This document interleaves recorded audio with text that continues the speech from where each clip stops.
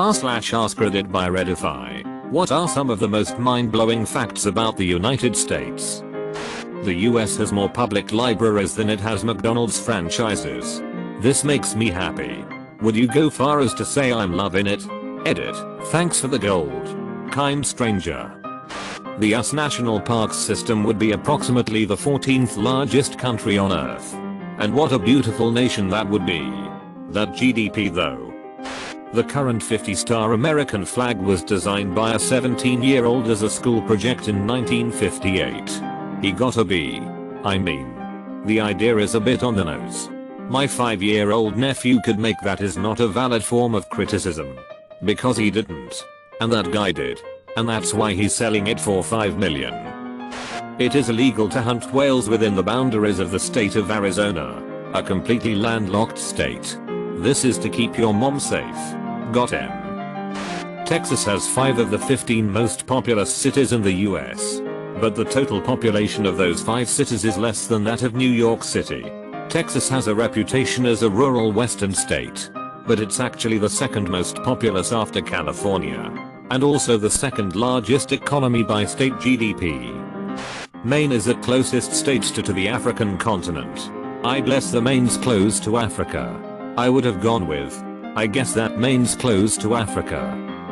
Their navy owns the second largest air force in the world. Larger than that of every other country. No surprises who tops the list either. Let that sink in. The US has 2 air forces greater than every other country's. An Nimitz-class carrier group outclasses the navy of every other country and the air force of 95% of them. We have 10 of those. Also Ike. You could fit Canada's entire arsenal of fighter jets on one Nimitz.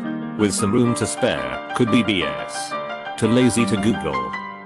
The population of California is larger than the population of Canada. As someone who moved from California to Canada, I'm very glad of this. Y'all are living in the wrong area of CA. Humboldt County. Half the size of New Jersey. And the population of Corona, California. The state of New Mexico has been a territory of Spain much longer than it's been a state in the USA. Slow down there. Maestro. There's a New Mexico?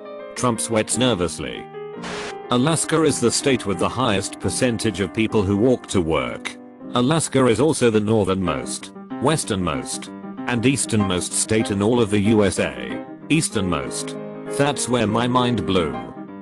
Out of 44 presidents of the United States, 32 have served in the military.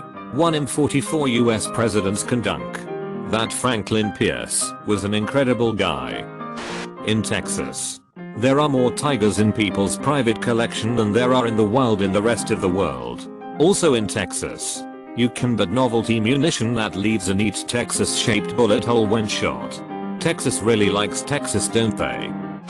Despite the best of the best security and being the most protected person in the world, ironically being president is statistically one of the most dangerous jobs in the world with an 8/44 mortality rate. 1/5.5 makes that seem even scarier. I was curious as to why the hell the fraction wasn't simplified. I was like, wait, 0.44 and 8 or both even. Why the hell would he use that number? At least go with 2/11 if you wanted whole numbers, haha.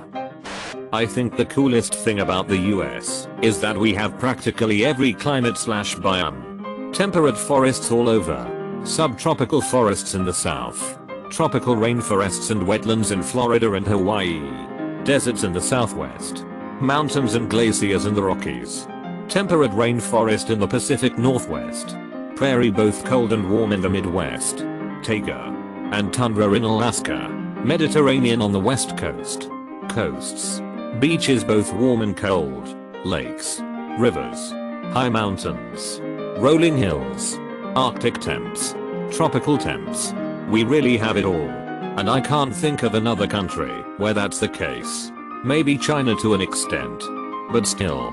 This goes a long way to explaining why many Americans don't have passports. Also, unlike many other large, geographically diverse countries, the US is very homogeneous as far as language and customs go. Sure, there are some different accents and subtle differences in mannerisms and vocabulary, but it's not like somewhere in Europe or Asia, where you drive 4 hours into a completely different language or culture. Practically speaking, the same English is spoken on the beaches of Cali as the harbors of New England, and everywhere along the way. If you are enjoying the video, please give a thumbs up and leave a comment. The US government attempted to use camels for military use. The United States Camel Corps. It did not work out. Partly because they didn't really understand how camels worked or how stubborn they can be. You call it stubborn. The camels call it difference of viewpoint. El Paso, TX is closer to Los Angeles than it is to Houston. TX. If you drove for 12 hours straight from Taranto, Italy going to Copenhagen, you would cross several countries and have to change roads several times. If you did the same in the US going from Miami, Florida to Augusta, Maine, you wouldn't even get halfway and can do it on one highway, I-95. With the way traffic is on 95 in Miami, you wouldn't make it out of Florida in 12 hours lol. 95 is also only 2 lanes for several states.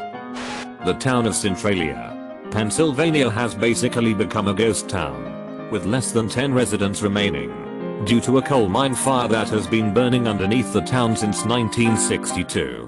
One estimate says the fire could burn for 250 years. And there's nothing they can do to put it out at this point. It's also number 50 on the city list for the Americans in Civilization 5.